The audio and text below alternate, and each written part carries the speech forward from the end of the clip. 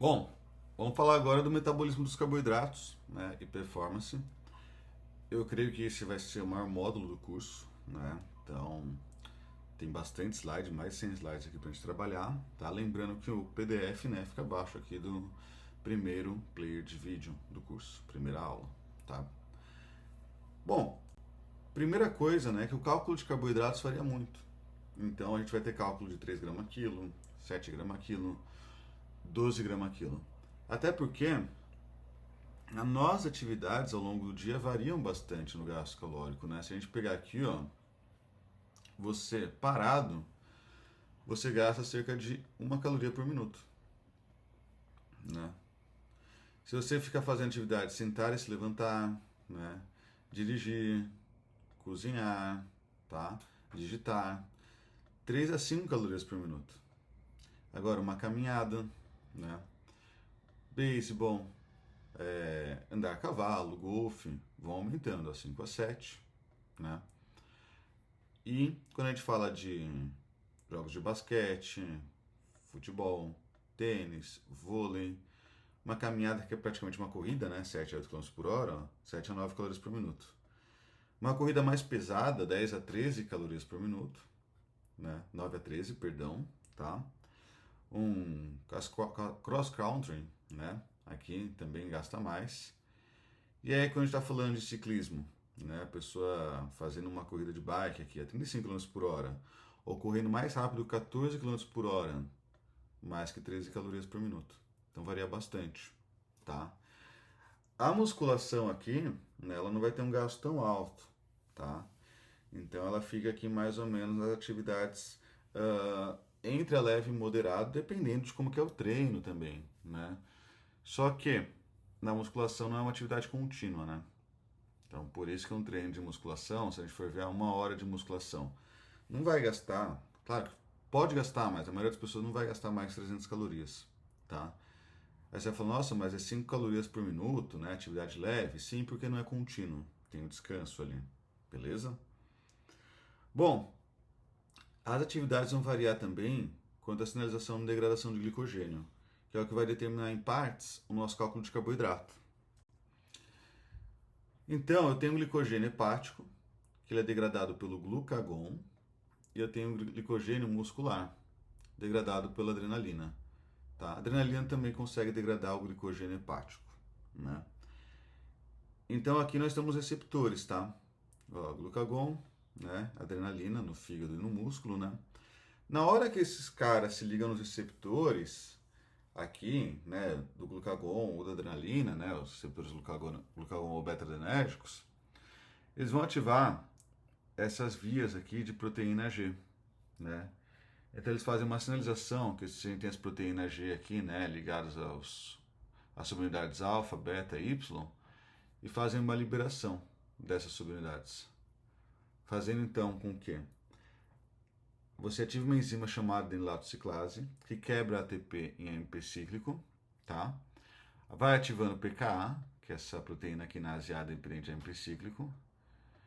E aí, essa PKA, ela ativa uma enzima chamada glicogênio fosforilase quinase, fica ativa, né? Ela sai da forma beta para a forma alfa aqui, né? Da forma B para a forma A, na verdade, né? E a glicogênio fosforilase quinase, ela ativa a glicogênio fosforilase, degradando o glicogênio. Então, qual que é a via? Se liga no receptor, ativa a enilatociclase, ativa a PKA, fosforilase quinase, fosforilase, degrada glicogênio, tá? Durante a contração muscular, o cálcio também se liga à subunidade camodolina dessa fosforilase quinase aqui, tá? B, potencializando essa degradação do glicogênio. Então não é só adrenalina. O cálcio vem aqui, né, ali do retículo sarcoplasmático, e também potencializa essa degradação do glicogênio, tá? Ou seja, né, a gente tem tanto aspecto de fosforilação via pKa quanto via liberação do cálcio, tá? Bom, a insulina ela faz o contrário. A insulina ela estimula essa proteína fosfatase 1. E essa proteína fosfatase 1, ela pega a glicogênio fosforilase A e transforma em B, inativa. a proteína fosfatase 1 também pega a glicogênio fosforilase, quinase A, e transforma em bem inativa. Então a insulina, ela inibe a degradação do glicogênio via proteína fosfatase. A insulina também vai ativar a síntese de glicogênio, tá? Via glicogênio sintase. E isso é muito importante para o cálculo de carboidratos e para o timing de carboidratos, ou seja, qual que é o horário que eu vou colocar esse carboidrato, tá? Aqui nesse módulo eu já vou dar uma palhinha, no módulo de nutrient timing, né? A gente vai ver junto com integração metabólica para ter uma ideia melhor. Então a questão de timing, o horário que vai a refeição para o atleta é bem importante, tá? Aqui a gente vê então, né, as características metabólicas do glicogênio. O que eu preciso para fazer ele, né? Glicose 1-fosfato. A glicose 1-fosfato ela vem da glicólise, então a glicose forma glicose 6-fosfato, tá? Que forma a glicose 1-fosfato. E aí nós vamos ter então a ação aqui, junto com a ADP-glicose, de síntese de glicogênio, né? Então, a glicose se junta com o UTP, forma o ADP-glicose no citosol, e essa síntese de glicogênio ocorre no fígado e no músculo principalmente, não apenas, mas principalmente. Para eu ter síntese de glicogênio, eu tenho elevação da glicose, liberação da insulina, que consequentemente diminui a liberação do glucagon. Aí nós vamos ter diminuição aqui das ativações que levam à degradação do glicogênio, tá? Ou seja, eu vou ter um aumento da glicogênio sintase e uma degradação, uma diminuição da glicogênio fosforilase. O livro aqui está errado, é aumento desta proteína fosfatase, ok? Isso é que vai estimular a glicogênio, né? Beleza, isso é para eu repor carboidratos, né? Fazer a síntese. Mas para eu repor eu tenho que saber o quanto que eu degradei. Ou, né, não exatamente, mas tem que ter uma ideia se eu degradei ou não. O jejum alimentar não é jejum intermitente, é jejum alimentar aqui, por exemplo, jejum noturno, né? Sem ingestão de alimento, diminuição da glicose, então vai ficar a glicemia normoglicêmico, né? Menos liberação de insulina, mais de glucagon. Proteínas quinases como PKA,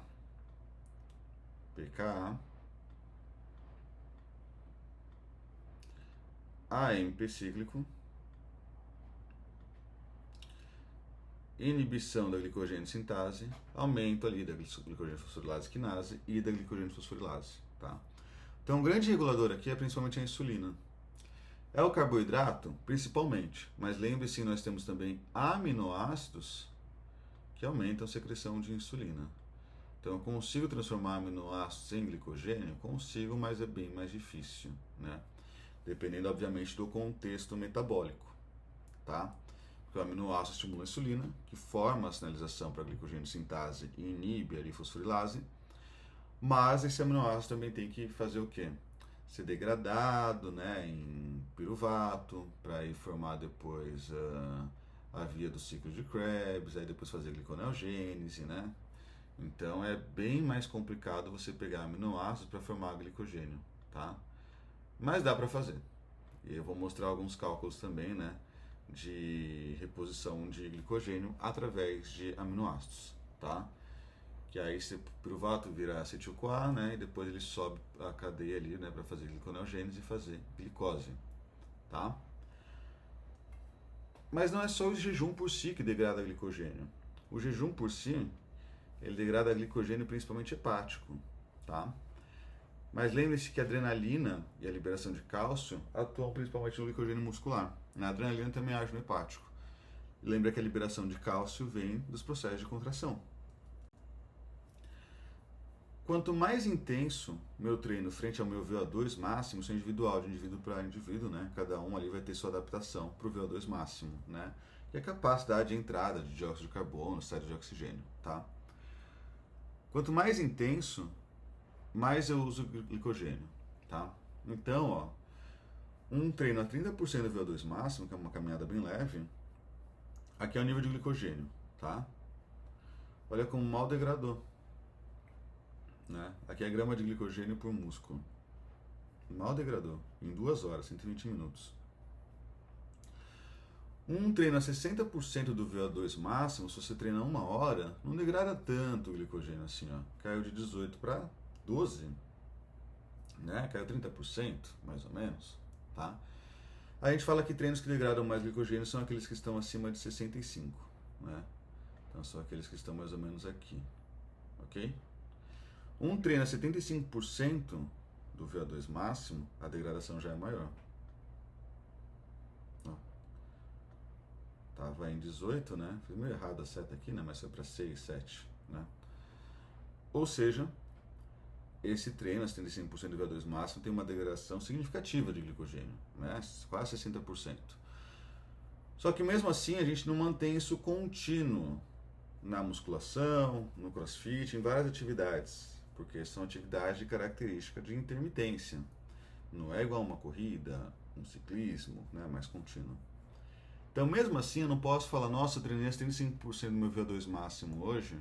Musculação ali é muito intensa, né, ligada ao VO2 máximo, intensidade, né? Então, eu degradei muito o glicogênio, porque isso pode ter dado um baita descanso, tá? Logo, se você der um baita descanso, você não degradou tanto o glicogênio assim, né? Ainda mais se você treinou, sei lá, 1 hora, tá bom? Você degradou o glicogênio, né? Mas não quer dizer que foi igual esse gráfico aqui de que perdeu 60% do glicogênio ali no músculo, aí não. Bom, aqui a gente tem a duração dos exercícios, né? Aqui é mais numa corrida. Reparem que conforme a velocidade da corrida vai aumentando, né? Isso também vai variando conforme a adaptação de cada indivíduo, né? Quanto mais treinável ele tá, né? O que vai acontecendo? Você vai aumentando o custo de energia de calorias por minuto, tá? Então, quanto mais rápido você está correndo, né? Mais você está gastando calorias por minuto, ok? Obviamente que é importante a distância, né? Porque se você faz 10 quilômetros em 30 minutos ou 45, você fez em 30 minutos, você gastou mais calorias por minuto. Mas você ficou menos tempo correndo, tá? Mas enfim, aqui a gente está vendo caloria por minuto. Reparem como, né? O custo, o substrato energético que a gente vai usando conforme vai aumentando a velocidade é o glicogênio, né? Então aqui nem está usando tanto, ó, mas quando ele chega numa velocidade muito, muito rápida, né? Ó, aqui é o VO2 máximo dele, né? Olha como vai subindo também, tá? Isso aqui é do indivíduo bem treinado, né?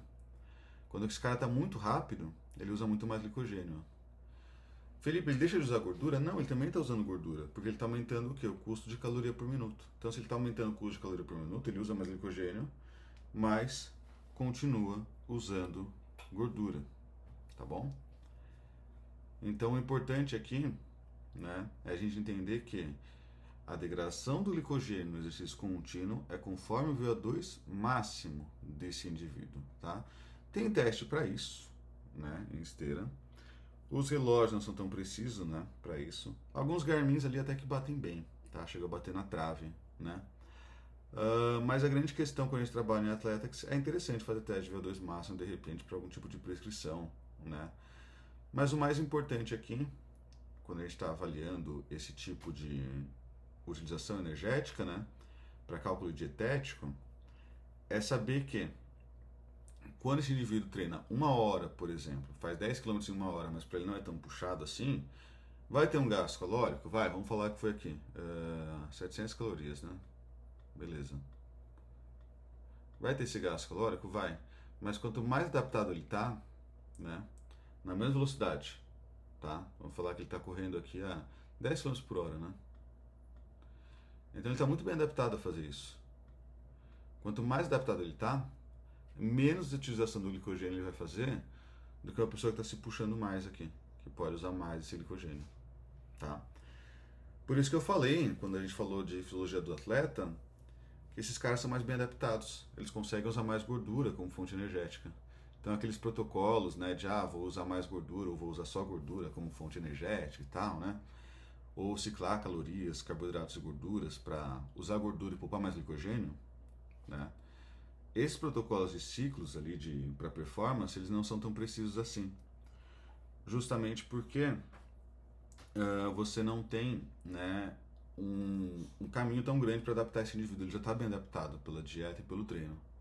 Então esse cálculo entra mais no nível aqui de carboidrato ou gordura que eu vou dar, né?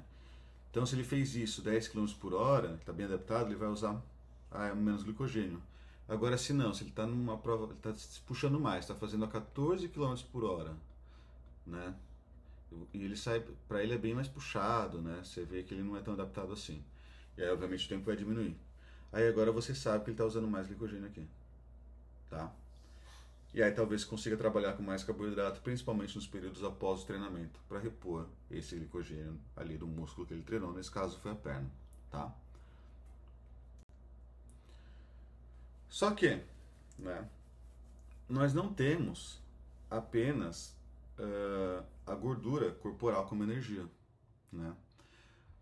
Nós temos a gordura ali circulante, essa gordura que está no nosso corpo mesmo, né, conhecida como ácido graxo livre, tá? AGL. Apesar desse nome, ela é carregada junto com a albumina, ok? Que é uma proteína de transporte. Não é a proteína do ovo, tá? A albumina. A albumina é uma proteína feita pelo fígado. E esse ácido graxo livre, ele sai do nosso tecido adiposo aqui, né? Na forma triglicerídeo, formando 3 ácidos graxos livres. Legal, né? Nós temos também, né? Essa pode ser do fígado também, tá? Na forma de VLDL, né? Mas nós temos os triglicerídeos intramusculares, tá? TGIM. Esses caras, eles vão também servir como energia no músculo, né? Principalmente do endurance, tá? Então eles são degradados ali, né, por enzimas que degradam essa gordura, como a lipase hormonossensível, né? Que ela é estimulada quando a insulina está mais baixa. Nós temos outras enzimas, tá? A TLG, né, monoacetilglicerol lipase, que é a MGL, enfim. Mas quando você está treinando, você estimula a adrenalina. Então a insulina cai, tá? A adrenalina vai lá no pâncreas, né, e estimula a proteína G chamada proteína GI, que aí inibe a bomba ali de sinalização de cálcio e potássio que secreta a insulina, tá? E aí, quando essa insulina cai, você aumenta essa enzima lipase hormonossensível, que degrada de acetilglicerol ali, né, que é uma das etapas da gordura, em depois ácidos graxos, tá? E aí esses ácidos graxos aqui, essa gordura no músculo, vai ali para a mitocôndria, né, para virar energia. Então quando a gente está treinando, né, muita gente fala, estou queimando mais gordura, né? A gente já viu que isso não é emagrecimento. E essa gordura que tu queima, não necessariamente é a gordura do tecido adiposo, tá? Pode ser a gordura intramuscular também, né? O que não é um problema, tá, gente? Né? A gente vai ver que o excesso de gordura intramuscular, inclusive em indivíduos com sobrepeso e obesidade, é prejudicial. Mas só para você quebrar de vez essa ideia de que, estou queimando mais gordura, a pessoa pensa que é a gordura do tecido adiposo. Não, temos vários locais com gordura, tá bom? Bom, então quem converte a lipase hormonossensível, que é a HSL, é a adrenalina ou epinefrina, né? A própria noradrenalina também. A noradrenalina vem mais do sistema nervoso simpático, tá? Enquanto que a adrenalina vem mais da suprarrenal, né? Feito no exercício de mais alta intensidade também, né? E a insulina contrarregula, tá? Que é o que eu acabei de falar para vocês. Bom, quando eu estou em repouso, né? Eu mal estou gastando ATP, igual a gente viu, 1 caloria por minuto, às vezes 1,1 caloria por minuto, né? Conforme eu estou tendo um exercício aqui, na mesma intensidade, mas ele vai se progredindo em tempo, de 30 a 120 minutos. Olha como vai diminuindo o uso de glicogênio, né? Então vamos falar que é um treino aqui, um VO2 acima de 65%, tá? Ó, estou usando metade do meu glicogênio aqui, como fonte energética, né? Então se estou gastando, sei lá, 10 calorias por minuto, né? Dessas 10 calorias, 5 vêm do glicogênio, tá? Só que aí a gente não consegue manter isso, né? Mas eu sou muito bem treinado. Sim, mas esse é um cálculo frente à sua adaptação, ao seu VO2 máximo, tá? Então o seu VO2 máximo pode ser excelente, né? Mas é um cálculo frente a ele, não frente a geral.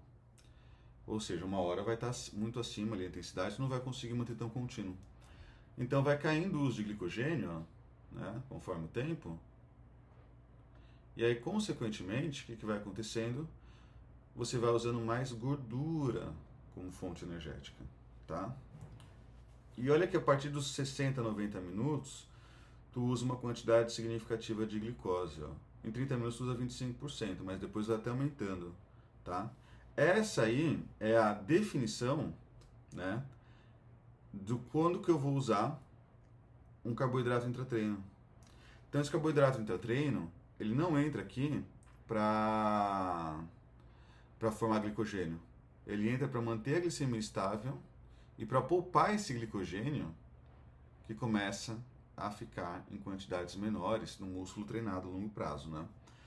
Como a gente está falando de atividade mais contínua aqui, a maioria das vezes é um músculo da perna, né? Mas pode ter, por exemplo, um triatlon também, né? Que aí tem mais músculos sendo utilizados, tá? Então, é músculo que estamos utilizando, beleza? Bom, então a gente vê aqui que, conforme a duração, menos glicogênio eu vou usando, mais gordura eu vou usando. E aí a galera pensa que então, um treino para queimar mais gordura realmente, né? Tem que ser um treino acima de 30 minutos, que aí você está usando mais glicogênio. Sim, é verdade, né? Só que isso não é emagrecimento. Primeiro porque essa gordura não é apenas subcutânea, pode ser gordura intramuscular, gordura presente no nosso plasma já, né? E segundo que essa diferença é muito pequena, tá? Em cálculo calórico, né? Ou seja, isso aqui na verdade vai mais definir o tanto de carboidrato que eu vou pôr na dieta. Por quê? Porque quanto mais tempo eu sustentar essa atividade no meu VO2 contínuo, né, mais eu estou degradando carboidrato. Beleza? Então é diferente o cálculo de carboidrato, ó, que geralmente ele varia de 3 a 12 gramas por quilo, né? Então se a gente pensa lá em alguém de 60 quilos, né, a gente está falando de 180 gramas de carboidrato, né, a 720 gramas. Né? É muita diferença. Isso em gramas. Se eu converter em calorias aqui, fica absurdo, né? 180 vezes 4 vai dar 360, 720. 720 vezes 4 vai dar 2.800, 2.880. 720, 2.880. Esse é o cálculo. 2.000 calorias de diferença. Como que eu sei que esse cara está indo mais de 3 gramas quilo para 12 gramas quilo de carboidrato? A partir do momento que ele se movimenta mais ao longo do dia, obviamente, também. Tem boa sensibilidade à insulina, que é o que a gente vai falar. Mas também o treinamento contínuo dele tem uma progressão maior, depletando mais esse glicogênio. Não quer dizer que eu vou chegar em 12 sempre, tá? Isso é muito mais raro na prática, pode acontecer, né? Mas é mais raro. Triatlon, geralmente a gente chega mais próximo, tá? Agora o endurance, sei lá, faz meia maratona, né? A gente fica em 6, 7, 8, tá? Então é assim que funciona, tá? Essa diferença de gordura, por mais que ele esteja utilizando mais gordura aqui, né? Não é tanta coisa assim no gasto energético. Não é isso que vai definir, por exemplo, o tempo do treino.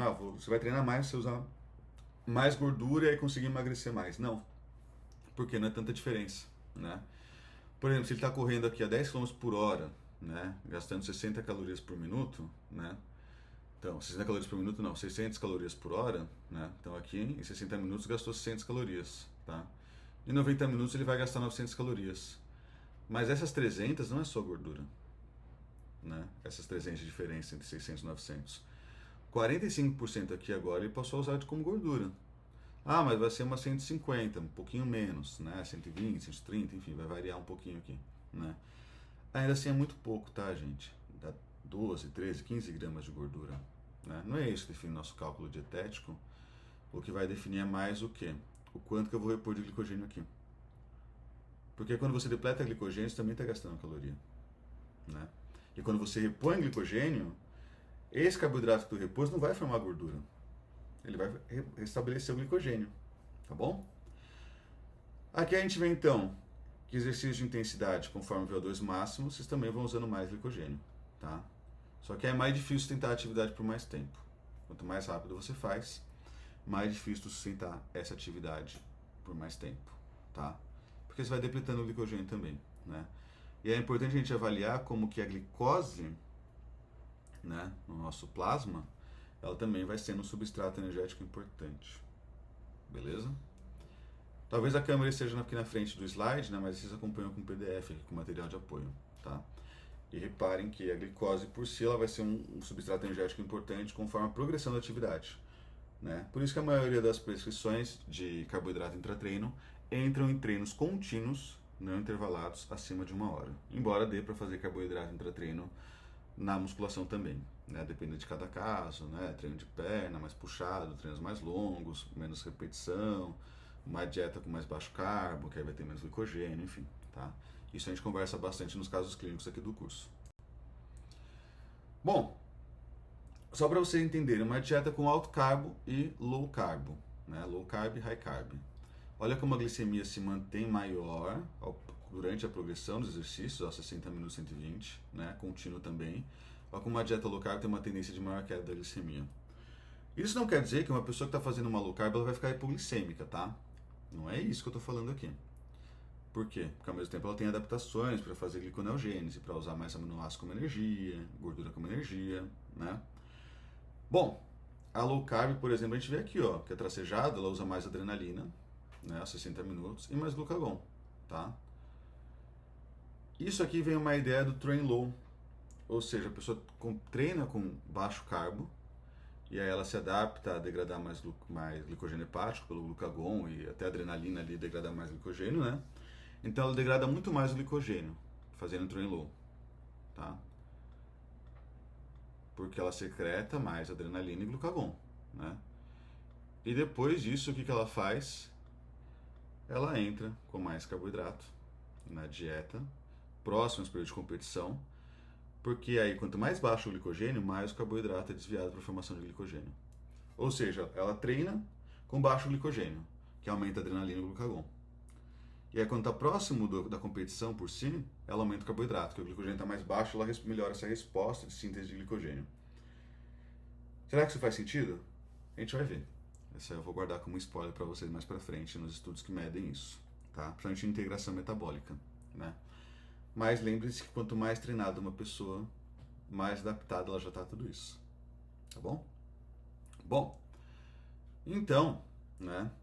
Quando você faz um treino de endurance, e é muito importante, né, o cardio aeróbico no seu dia para diversas funções, mesmo para hipertrofia, que a gente já viu que existe hipertrofia miofibrilar e mitocondrial. Você melhora o coeficiente respiratório, você diminui o uso de glicogênio, você consegue reduzir o uso de glicose pelo músculo, né? Você aumenta hormônios como adrenalina, cortisol e GH, tá? Isso durante o treino. Então não vai ter um papel anabólico ou catabólico aqui, vai ter um papel de regulação de glicemia, tá?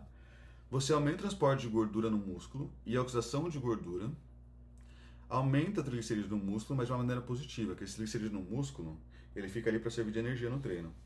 E reduz o acúmulo de lactato e até de íons H+. Então esse endurance, esse treinamento de endurance, ele não vem só para aumentar a capacidade mitocondrial ali, né, de queima de gordura. Mas junto com isso, você vai ter o quê? Maior captação de gordura no músculo, mas também maior uso dessa gordura, poupando glicogênio.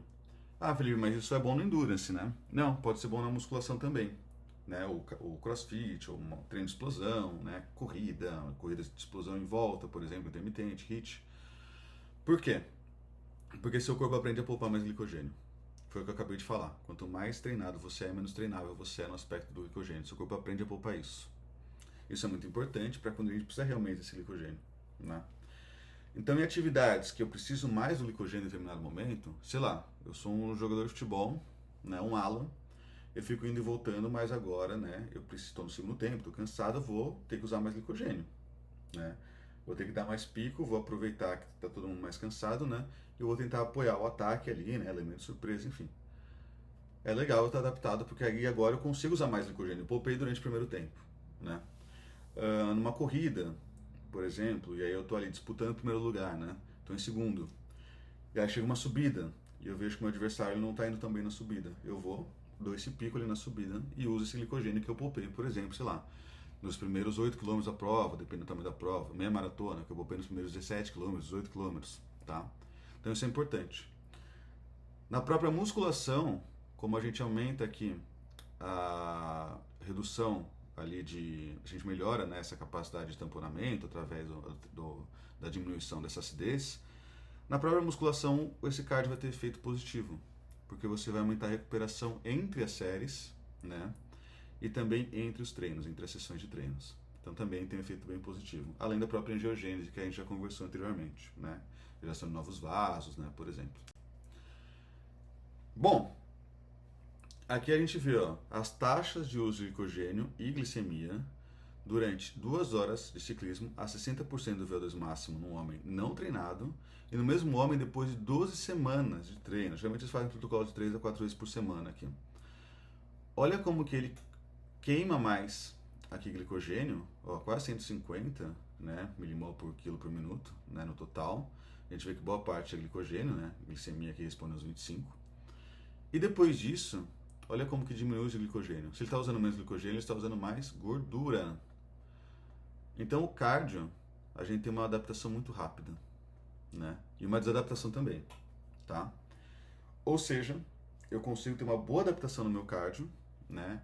12 semanas foi até um bom tempo aqui, a gente vê esses resultados em 4 semanas, né? Inclusive, até no dia a dia, em alguns outros trabalhos, né? E poupando mais glicogênio. Então é fundamental. Né? Assim como quando a gente para, sai de férias, né? Viaja, enfim, fica 2 semanas sem correr, quando a gente volta tá mais difícil, tá? Essas adaptações mitocondriais, elas ocorrem de uma maneira muito mais aguda e mais rápida do que outras proteínas miofibrilares, né? Actina, miosina, o volume muscular, né? Muitas vezes o cara para de treinar musculação, sei lá, uma semana, ele fala, nossa, deu uma desinchada. Aquilo ali é mais do pump mesmo, não do tamanho da fibra. Mas a capacidade da mitocôndria de oxidar a gordura e, consequentemente, poupar glicogênio, ela é muito mais aguda, tanto para mais quanto para menos, tá?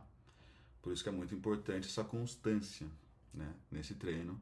E é muito importante entender que o cardio não é necessariamente para queimar gordura, tá? Porque não existe só gordura de tecido adiposo, né? Tem gordura intramuscular. E ele tem esse papel que não é tão significativo assim no gasto calórico, né? Quando a gente vê das calorias que vêm da gordura por si, tá? É um gasto que é mais tempo dependente e depende também da distância, né? Quanto ao VO2 máximo. Bom, para terminar essa primeira parte, né? Na próxima parte a gente vai falar principalmente das variações de glicogênio, do gasto de glicogênio no treino, né? A gente vê, ó. Indivíduo sexo masculino, não atleta, 80 quilos, 15% de gordura corporal, né? Então, 80 quilos tem mais ou menos 12 quilos de gordura aqui, tá? Pode ser mais magro e ter mais glicogênio armazenado, tá? Então, ele vai ter uns 10 quilos de proteína no corpo, proteína total, né? Mas principalmente no músculo, ok? Que é um armazenamento, entre aspas, da proteína. Não é bem armazenamento que a gente está sempre reciclando, mas enfim. Aqui, né? A glicemia que ele vai ter aqui, ó, dá 38 calorias só. Por isso nosso corpo regula tanto a glicemia, né? Porque a gente só usasse a glicose no plasma para gastar, fazer energia, a gente ia ter hipoglicemia muito rápido, assim, tipo, eu vou subir uma escada correndo, ia cair duro, né? O glicogênio hepático, né, ele coloca aqui, né, como 100 gramas, tá? Varia, tá? De 70 a 100 gramas, né? Isso não é algo tão exato assim. 380 calorias, tá? Então, 100 gramas, né, dá quase 400 calorias, tá? Porque uma parte também é perdida para manter a glicemia, né? O glicogênio muscular, ele coloca como 400 gramas. Um homem de 80 quilos geralmente tem isso no estoque de glicogênio ali quando ele está numa dieta normocalórica, normoglicídica. Se eu tenho 400 gramas de glicogênio, eu consigo ter quase 1.600 calorias, tá? Onde que isso vai ter um cunho prático, pessoal? Né? Qual o local que isso vai ter um cunho prático? Depressão do glicogênio total, tá? Então, por exemplo, né? Esses dias eu atendi uma amiga minha, que também é Nutri, né? Ela me pediu até algumas dicas, né? Ela até comprou esse curso, inclusive. Ela vai se reconhecer agora quando eu falar.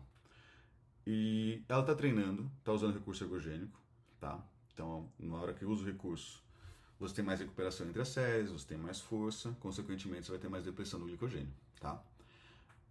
A dieta dela, né, eu ajudei ela a montar, a gente deixou com carbo moderado, porque está com déficit calórico grande, tá? Exceto em dia de perna, que aí tá um déficit calórico um pouquinho menor. E eu falei para ela, não faz mais refeição livre, faz refeed com carboidrato, né? Então, a dieta dela chega a 1.500 calorias, né? Tirando o dia de perna, que é 1.700, tá? 2 dias de perna que ela separa ali, né? Legal. O refeed dela, eu falei para ela deixar 2.500, uma vez na semana. Por quê? Porque ela vai passar 6 dias com déficit calórico grande, depletando o glicogênio, né? Então o gasto calórico dela é 2.500 em média, tá? Pensa aqui, ela vai perder massa muscular? Não, gente. Tá reusando recurso ergogênico e proteína alta treinando pesado, então essa perda vai ser bem significante, tá? Então é um caso mais à parte, né? Então como é que a gente pega isso e leva para prática clínica, né? Em 6 dias ela vai depletar muito glicogênio, tá? Ou seja, quando eu faço uma dieta normocalórica para ela, 2.500 calorias, eu falei, faz 70% carbo nesse dia, só 15% proteína, não tem problema. 70% de 2.500, né? Então a gente vai pegar aqui, por exemplo, 250 vezes 7, tá? Não vou fazer bem de cabeça, já vai dar umas 1.750, não tenho bem certeza disso, né? Mas enfim, só para ajudar no cálculo que eu fiz na hora, que eu não lembro de cabeça agora, tá? 1.750 calorias de glicogênio. Felipe, mas isso aqui é um glicogênio muscular de um homem, 400 gramas. Sim, mas ela tem uma estrutura forte, né? Ela é uma mulher relativamente alta, tem uma perna muito forte, tem glúteos muito fortes também, as costas mais largas, né? Então, reparem que dessa quantidade de carboidrato que eu coloquei, né? Por mais que ela, talvez ela não tenha 400 gramas de glicogênio, né? Vamos falar que tenha 300, que eu estou chutando até baixo, provavelmente ela tem sim. Ela vai ter mais ou menos 900 para repor. Porque ela tá repondo muito pouco ao longo do dia, tá? Porque a dieta dela tá com déficit muito grande. E lembrando que o carboidrato não repõe só glicogênio, né, gente? Essa é uma dieta normocalórica. Então, o carboidrato aqui, nessas 1.750 calorias, repõe o glicogênio aqui? Repõe, né? Mas também vai repor o glicogênio hepático, que degrada à noite, tá? Embora isso já esteja no cálculo, né, de dieta normocalórica. Vai formar energia, né? E não vai ter tanto substrato para formar gordura assim, não. Ah, mas a dieta dela vai formar gordura? Vai, porque 15% aqui é gordura. 70% carbo, 15% gordura, 15% proteína, tá? Mas ainda assim está normocalórico, né? Ou seja, o processo dela ao longo do dia, que ela está ali se movimentando, vai treinar nesse dia inclusive, né? É um processo que vai deixar meio que o balanço igual, mas não vai estar igual. Por que não vai estar igual? Por que é uma dieta normocalórica que não vai ter o efeito de manter a composição corporal? Porque ela vai repor o glicogênio. Ela degradou o glicogênio por 6 dias na semana, tanto pelo déficit calórico alto quanto pelo alto nível de treinamento. Nesse dia eu até falei para ela dar uma descansada, né, treinar no dia seguinte. Mas dá para treinar nesse dia também, né? Mas enfim. E aí, esse glicogênio, esse carboidrato, esse refit que eu fiz a mais nela, né, de quase 1.800 calorias de carbo, é mais para repor esse glicogênio que ela depletou ao longo de toda a semana, tá? Como é que ela vai acordar depois no dia seguinte? Vai depender da sensibilidade à insulina, mas como ela também tem uma boa sensibilidade, vai acordar mais cheia, no sentido de aspecto, um músculo mais saltado, mais denso, né, mais volume, e ela vai ver também que a performance dela vai melhorar. Então, o ideal aqui é que os treinos mais puxados, ou que ela tenha mais foco, né, seja por assimetria ou por preferência, seja no início da semana. É aqui que entra então esses cálculos, tá, gente? Não é cálculo bioquímico sem sentido. Isso ajuda a formar dieta, né? Para terminar, uso de gordura aqui durante esses exercícios, né? Olha só como é baixo a gordura plasmática, né? Só 4 calorias, não, 1 grama, nem 1 grama, 1 grama dá 9 calorias, né? 0,4, 45 gramas, na verdade, por aí, alguma coisa assim, né?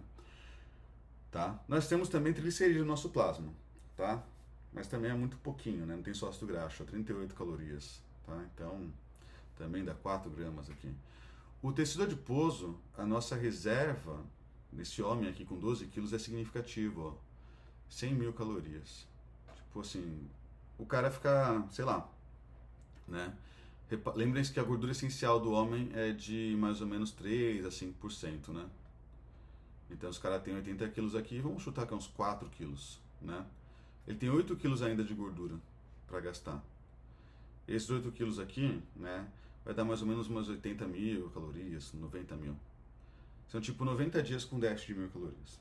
É claro que ele não vai usar só gordura como energia, vai usar aminoácido, né, vai usar glicogênio, enfim. Por isso que, tem gente que faz jejum de 10 dias e não morre. Não vai morrer, porque tem muita gordura guardada, né? Mas vai perder, se a pessoa não treinar, um monte de adaptação relacionada ao treinamento, movimentação, angiogênese, né? Enfim, mais queima mais gordura aqui, fazendo esse jejum mais prolongado, e queimar mais gordura melhora a capacidade da mitocôndria, né? Vai diminuir o uso de glicogênio, que a pessoa não está treinando, tá? E vai diminuir as questões ligadas às comunicações neuromusculares, né? Então essa é a ideia de ficar muito tempo em jejum, para queimar mais gordura. Muito tempo eu falo dias aqui, né? E ficar mais parado pode ser problemático, tá? Tipo, jejum de dia alternado, talvez caiba aqui, né? Para alguém que não é tanto não tem um nível tão alto ali como atleta, né? Seja mais recreativo. Agora, depende, a pessoa ficar 4 dias em jejum para emagrecer mais rápido, 5 dias em jejum, ela não vai conseguir ter boas adaptações aqui ao treinamento, tá bom? Triglicerídeo intramuscular, esse cara não é endurance, então ele não tem tanto assim, ó, ele tem 300 gramas, né? Tá? Então o total aproximado de gordura dele é 12,3 quilos, porque ele tem gordura no seu adiposo, mas nós temos gordura que a gente chama de gordura ectópica, que é a gordura que está fora, teoricamente, de onde deveria estar, aqui no caso do tecido adiposo, tá bom? Então, daqui a gente vê alguns cálculos muito importantes, né, para a nossa formulação dietética. No próximo vídeo eu vou continuar mostrando exemplos aqui, tanto práticos, né, de estudos práticos com estudos bioquímicos e como é que a gente pode levar isso para a prática, para na hora que a gente chegar nos casos clínicos, ficar muito mais fácil para vocês, ficar muito mais compreensível, né, o raciocínio que eu estou usando, tá bom? É isso, galera, até o próximo vídeo.